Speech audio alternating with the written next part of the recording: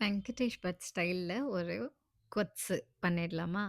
இது பார்த்தீங்கன்னா, நான் ஃபர்ஸ்ட் நல்லெண்ணெயில தான் செய்றேன். அவர் சொன்ன என்ன ஸ்டெப்ஸ் என்னலாம் சொன்னாரோ அதெல்லாம் ஃபாலோ பண்ணியிருக்கேன். அவ்ளோ டேஸ்ட்டா இருக்கும். இட்ஸ் பீன் லைக் 1 1 1/2 இயர்ஸா நான் கொச்சனா அவரோட ஸ்டைல்ல மட்டும் தான் பண்றது. அவ்ளோ டேஸ்ட்டா இருக்கும். You also should try it. நீங்க அவரோட வீடியோ தான் பார்க்கணும் அப்படின்னு கிடையாது. என்னோட வீடியோவும் பார்க்கலாம். ஸோ ட்ரை பண்ணி எப்படி வந்ததுன்னு தெரியணும் இல்லையா? அதுக்காக நீங்க என் வீடியோ பார்க்கலாம். நான் கடாயில வந்துட்டு நல்லெண்ணெய் நெறையா விட்டுட்டு, கடுகு, ஆ வெந்தயம், அதுக்கப்புறம் கருவேப்பில போட்டுக்கிறேன். அது நல்லா பொரிஞ்சு வந்ததும், நம்ம சின்ன வெங்காயம் வந்து ஒரு 20லேருந்து 25 சின்ன வெங்காயம் போட்டு ஆட் பண்ணிக்கலாம். அத நல்லா வறுத்து எடுத்துக்கலாம். நல்லா வதக்கினதும், அது வந்து கொஞ்சம் டிரான்ஸ்பரண்ட் ஆகும் வெங்காயம். அது வதங்கினதுக்கப்புறமா வந்து நம்ப தக்காளி ஆட் பண்ணிக்கலாம். ஸோ, இப்போ வந்து நான் கொஞ்சம் பெருங்காயம் ஆட் பண்ணிக்கிறேன். ஏன்னா, இதில நம்ம சிறுபருப்பு யூஸ் பண்ண போறோம். சிறுபருப்பு பார்த்தீங்கன்னா, கொஞ்சம் கேஸ் அதிகமா இருக்கும். அதனால நம்ம வந்து பெருங்காயம் போட்டா வாசனையாவும் இருக்கும். அந்த சிறுபருப்போட அந்த கேஸ் இதெல்லாம் வந்து நம்மளுக்கு வந்து கொஞ்சம் சரியாயிடும். அதுக்காக. இப்ப நான் வந்து தக்காளி பார்த்தீங்கன்னா, 1 1/2 தக்காளி போட்டிருக்கேன். அது வந்து எனக்கு கொஞ்சம் புளிப்பா இருக்கிறதுனால தக்காளி, நான் 1 1/2 தக்காளி போதும் அப்படின்னு விட்டுட்டேன். இப்ப கத்திரிக்காய் ஆட் பண்ணணும். ஸோ கத்திரிக்காய் பார்த்தீங்கன்னா, அவர் நீல கலர்ல ஆட் பண்ணியிருப்பாரு. எனக்கு அது கிடைக்கல. நம்ம வீடியோ எடுக்கணும்னு நினைக்கும்போது சில சோதனைகள் நடக்கும் இல்லையா? அதனால கத்திரிக்காய்ல என்னப்பா கலர் இருக்குன்ட்டு ஐ டுக் கிரீன் கத்திரிக்காய். அது பார்த்தீங்கன்னா, நம்ம வந்து பொடுசு பொடுசாவும் நறுக்கிக்கலாம். எனக்கு ஓரளவுக்கு மீடியம் சைஸ் கடிச்சு சாப்பிட்ற மாரி இருந்தாலும் எனக்கு ரொம்ப பிடிக்குன்றதுனால நான் அப்படி எடுத்துக்கிட்டேன். 2டே 2 கத்திரிக்காய் தான் போட்டிருக்கேன். இப்ப பார்த்தீங்கன்னா, மஞ்சள் தூள், அதுக்கப்புறமா வந்துட்டு கொஞ்சமா வந்து நான் வந்து காஷ்மீரி மிளகாத்தூள் ஆட் பண்ணிக்கிறேன். ஏன் அப்டின்னா, அது கொஞ்சம் கலர் குடுக்கும் அப்டின்றதுனால. நம்ம பொடி செய்யும்போது காஷ்மீரி மிளகா போட்டு பொடி செஞ்சா அந்த கலர் வந்திருக்கும். நான் அந்த பொடியெல்லாம் போடல. நார்மல் மிளகா போட்டதுனால, நான் இப்போ காஷ்மீரி மிளகாத்தூள் போட்டு நான் வதக்கிக்கிறேன். அவரு வந்து அந்த பொடி செய்யும்போது, காஷ்மீரி மிளகாவும் சேர்த்து பண்ணுவாங்க. அதனால அது நம்ப அவாய்ட் பண்ணிட்டு, இந்த இந்த மாதிரி பண்ணும்போது பண்ணிக்கலாம். அ கொஞ்சம் காஷ்மீரி மிளகாத்தூள் இப்போ வதக்கும்போது ஆட் பண்ணிக்கிறேன். இப்போ வந்து பார்த்திங்கன்னா, கொஞ்சம் தண்ணி விட்டு வேக வச்சுக்கலாம். தண்ணி விட்டு அது வந்து நல்லா சுண்டி வரும். வெந்து, கொதிச்சு கத்திரிக்காய், தக்காளி, வெங்காயம் இதெல்லாம் பார்த்திங்கன்னா, வதங்கி வெந்து கொதிச்சு ஃபுல்லா இந்த மாதிரி ஃபுல்லா ட்ரெயின் ஆயிருக்கும்.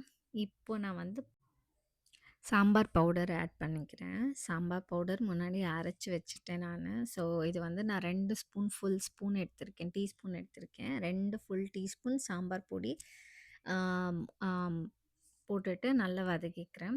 வதக்கினதும் கொஞ்ச நேரத்தில வந்து நம்ம புளி தண்ணி ஆட் பண்ணிக்கலாம். புளி வந்துட்டு ஒரு சின்ன எலுமிச்சப்பழம் சைஸை விட கம்மியா இருக்கணும். அந்த அளவுக்கு இருந்தா போதும். எனக்கு புளி வந்து புளிப்பா இருக்கு, இல்ல புளிப்பு கம்மியா இருக்கு அப்டின்னா, நீங்க வந்து புளி அதிகமா ஆட் பண்ணிக்கலாம். எனக்கு புளிப்பா இருக்குன்றதுனால ரொம்ப கம்மியா ஆட் பண்ணியிருக்கேன். ஸோ இதுவும் நல்லா கொதிச்சு ஓரளவுக்கு கொஞ்சம் கம்மியா சுண்டி வரும். அந்த நேரத்தில நம்ம வந்து சிறுபருப்பு ஆட் பண்ணிக்கலாம். அதுவரைக்கும் வெயிட் பண்ணிக்கலாம். இப்போ உங்களுக்கு அந்த கிரேவியா தெரியும் இல்லையா? நம்ம தண்ணியா வச்சிருந்தோம். இப்போ பார்த்தீங்கன்னா, கொஞ்சம் காயெல்லாம் வெந்து ஓரளவுக்கு வந்து சுண்டி இருக்கு. இந்த நேரத்தில தான் நம்ம அந்த பருப்பு வந்து சிறு பருப்பு நான் ஒரு 2 புடி அளவு எடுத்து, ஆ டேபிள் ஸ்பூன் 2 டேபிள் ஸ்பூன் அளவு சிறு பருப்பு எடுத்து, ஒரு 7 விசில் வச்சு, நான் ஊற வைக்கலாம் இல்ல. அதனால 7 விசில் வச்சு நல்லா வந்து மசியலா அது வெந்துருச்சு. அத அப்படியே வந்து குக்கர்லேருந்து ட்ரான்ஸ்ஃபர் பண்ணி, இதில விட்டு கலக்கிக்கிட்டேன். ஸோ எனக்கு வந்து மத்துல எடுத்து கழையிற அளவுக்கு பொறுமை கிடையாது. அதனால நல்லா விசில் விட்டு எடுத்துக்கிட்டேன். விசில் விட்டுட்டு கொஞ்சம் நேரம் நீங்க குக்கர்லேயே விட்டுட்டா அதுவே நல்லா மசிஞ்சிரும். மசிஞ்சு வெந்திருக்கும். லைட்டா நம்ம கரண்டி வச்சு மேஷ் பண்ணிட்டு கூட இதில போட்டுக்கலாம். நான் தனியா ஒரு பாத்திரத்தில மாத்தி வச்சுக்கிட்டேன். ஏன்னா, அதிலேயே இருந்தா ரொம்ப கெட்டியாயிட போகுது அப்படின்றதுக்காக. இப்ப நான் வந்து இன்னுமே சால்ட் போடலன்றது இப்ப தான் எனக்கு தெரியும். சால்ட் இப்ப டேஸ்ட் பண்ணி பார்க்கலாம். எல்லாம் கரெக்ட்டா இருக்கான்னா, சால்ட் நான் போடவே இல்ல. ஸோ, நான் இப்ப கல்லுப்பு போட்டுக்கிறேன். கல்லுப்பு தான் எனக்கு கொஞ்சம் அளவு வந்து கரெக்ட்டா வரும். அதனால நான் கல்லுப்பு போட்டுக்கிறேன்.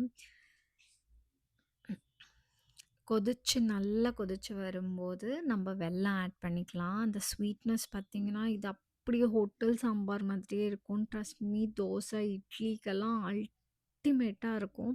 இது பொங்கலுக்கு இன்னும் வேற லெவல். ஸோ பொங்கல் கொத்து தான் வந்து மெயின் டார்கெட். இன்னைக்கு எங்க வீட்ல பொங்கல் கொத்து தான். ஆ ஸோ ஆனா எனக்கு வந்து இட்லி, தோசைக்கு இன்னும் ரொம்ப ஃபேவரைட் இது. நம்ம ஹோட்டல் உடுப்பி, சங்கீதா இங்கெல்லாம் போய் சாப்பிடும்போது என்ன டேஸ்ட் இருக்கோ, அப்படியே சேம் டிட்டோ அப்படியே இருக்கும். Trust me, trust me, trust me. அவ்ளோ தடவ நான் செஞ்சிருக்கேன். அட்லீஸ்ட் வீக்லி ஒன்ஸ் எங்க வீட்ல இந்த சாம்பார் இருக்கும். இப்போ வந்துட்டு லாஸ்ட்டா வந்து கொத்தமல்லி தூவி இறக்கிட வேண்டியது தான். செஞ்சு பாருங்க. அவ்ளோ டேஸ்ட்டா இருக்கும். தேங்க் யூ ஃபார் வாட்சிங் my video. Keep supporting me and subscribe பண்ண மறந்துடாதீங்க. Thank you. பை.